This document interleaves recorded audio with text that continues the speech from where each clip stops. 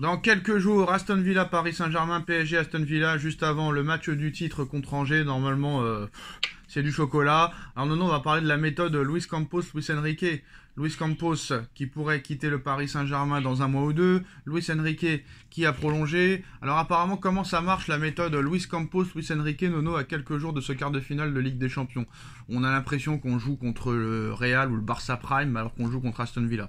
Alors d'abord, il y a identification du profil. Luis Enrique définit les caractéristiques du joueur qu'il souhaite intégrer à son système de jeu et transmet ses exigences à Luis Campos.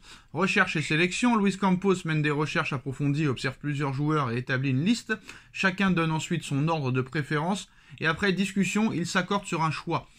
Première prise de contact, Luis Campos organise un premier échange avec le joueur ciblé pour lui exposer le projet du club. Validation finale, Luis Enrique s'entretient directement avec le joueur avant de prendre sa décision définitive.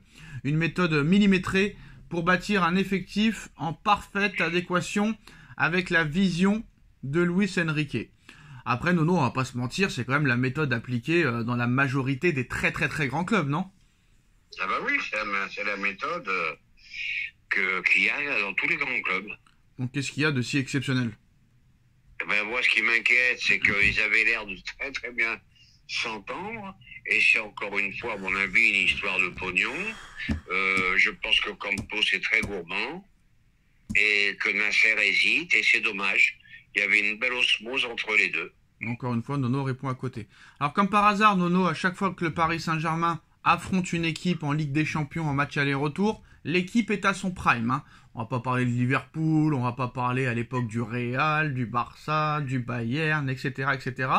Aston Villa, excusez-moi, n'avançait plus avant qu'on sache réellement que Paris était qualifié. Depuis la qualification du PSG en quart de finale et d'Aston Villa en quart de finale, depuis que Aston Villa sait qu'ils vont affronter le Paris Saint-Germain en quart, Nono, Aston Villa, c'est 6 matchs, 6 victoires, 0 but encaissé. Ah non, un seul but contre Bruges. Un seul but encaissé. 6 matchs, 6 victoires, 3 buts par match en moyenne et seulement un seul but concédé. Qu'est-ce que ça veut dire? Eh ben, ça veut dire qu'ils sont en confiance en ce moment. Ah d'accord, merci. Mais on va se calmer quand même un peu, hein. Ils ont battu qui? Alors, ils ont battu Brighton, 8e de Première Ligue, Preston, le 14e de Championship, 2e division anglaise, Bruges, 2e de Pro League, Ligue belge, Brentford, 11e de Première Ligue, et Cardiff, dernier de Championship, mais ça veut nous faire peur. Oui, alors on va se calmer un petit peu, hein. On va se calmer un petit peu. Un Paris à son niveau, je pense qu'il n'y a pas photo. Il n'y a pas lieu d'être inquiet et je pense qu'on va les torcher tranquille. Ah ça, j'aime pas ces mots-là, honnêtement. J'aime pas du tout ces mots-là parce que ça nous remet toujours contre nous. Je suis l'un des rares à avoir donné un pronostic contre Liverpool, on est passé. Ouais, contre Dortmund, on s'en rappelle de ton pronostic. Ah, mais on peut se tromper, Alors, 4 ans et 9 mois de prison sont requis par la justice espagnole contre Carlo Ancelotti, l'entraîneur du Real Madrid, et jugé dans une affaire de fraude fiscale. Donc 4 ans et 9 mois de prison. Ça veut dire quoi, 4 ans et 9 mois de prison, Nono? 4 ans ou 9 mois? Ils sont forts les médias, eux. Comment tu veux qu'on comprenne ça? Oui, la phrase est difficilement compréhensible. Alors qu'est-ce qu'on va faire? On va demander à Grok. Grok, c'est le frère aîné de ChatGPT, Nono, hein? Oui. Grok, qu'est-ce que ça veut dire? La justice espagnole a requis 4 ans et 9 mois de prison contre Carlo Ancelotti pour fraude fiscale. Bah, on sait toujours pas ce que ça veut dire. 4 ans et 9 mois. Bah, je veux dire que ça veut dire que tu rajoutes 9 mois à 4 ans. D'accord. Voilà. Il pouvait pas dire 5 ans, ça aurait été plus rapide peut-être, non? Bah oui, ça aurait été plus simple. Donc voilà, ça commence hein, déjà, hein, la fraude Real Madrid commence à arriver. Real Madrid-Barça, il y a un titre qui est tombé aujourd'hui, Nono. Qui peut battre le soldat Real Madrid? Pour l'instant, tout le monde voit que le FC Barcelone. Que ce soit offensivement ou défensivement, Nono, le Barça paraît être l'équipe la mieux armée pour battre le Real Madrid. Malheureusement, les nombreux buts encaissés par le Paris Saint-Germain n'en donnent pas un favori pour gagner la Ligue des Champions, contrairement au Barça, qui depuis 2025, Nono, j'ai bien dit depuis 2025, marque toujours autant de buts qu'au mois de août. Ils en sont à plus de 150 buts marqués quand même, c'est quand même assez énormissime, Nono. Et seulement 3 buts pris sur l'année 2025.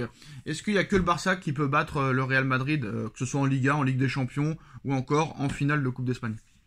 Ah ben c'est le seul, à mon avis, qui pourra les arrêter. Ils ont le jeu, ils ont les joueurs pour. Ils ont prouvé, ils ont fait presque une manita à Madrid. Au Barça, ils vont prendre. Non, je pense que c'est la seule équipe qui peut les arrêter, à mon avis. Alors non, le problème en plus de ça, parce que nous on parlait de corruption, de blessés, de suspendus, ils n'ont pas remplacé Kroos, ils n'ont pas remplacé Benzema, et malgré tout ça, ils y arrivent quand même. Il y a autre chose aussi qui fait réfléchir, c'est qu'il y a aussi beaucoup de prolongations à chaque fois. Et on dit ça y est, ils sont morts, c'est fini, ben toujours là. Donc il y a un spécialiste, celui qui avait annoncé Neymar au Paris Saint-Germain en 2017, a dit que c'est simple, il faut qu'ils tiennent les 60 premières minutes contre le Barça. S'ils ne tiennent pas les 60 minutes, ils vont prendre encore une branlée le 26 avril en finale de Coupe de France, de Coupe d'Espagne, et le 11 mai en championnat. Ah ben moi je suis entièrement d'accord.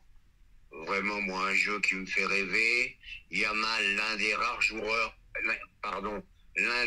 joueurs qui me fait encore rêver. Depuis Messi, j'ai jamais vu un joueur comme ça. Quel beau joueur, quel beau joueur.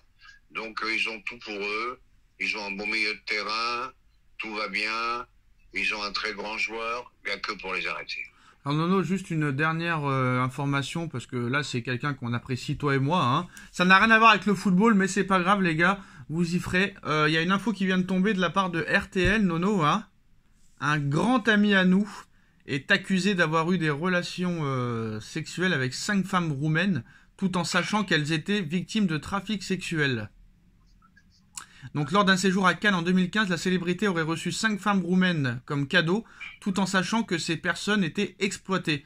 L'acteur est désormais cité dans une enquête roumaine pour des faits présumés de traite d'êtres humains. Alors je sais pas ce que ça veut dire réellement, mais l'homme accusé, Nono, est l'une de notre stars préférées, JCVD Jean-Claude Van Damme, Nono.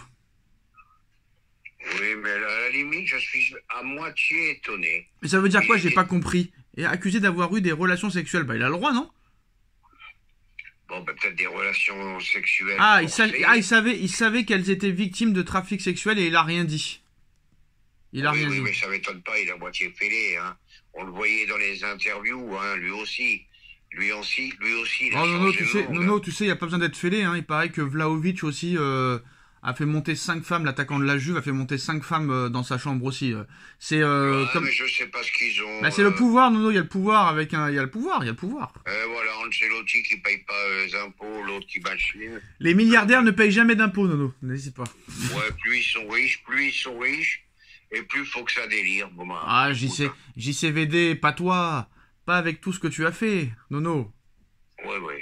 Allez, Moi, je suis à moitié surpris, hein. Je vois qu'il est à moitié taré. Non, il a rien fait de spécial, c'est juste qu'il aurait dû ne pas faire ça vu qu'elles étaient victimes de trafic. Voilà. Bref, JCVD, hein, franchement, on verra si ça s'arrange. Hein. Bref, Nono, ciao.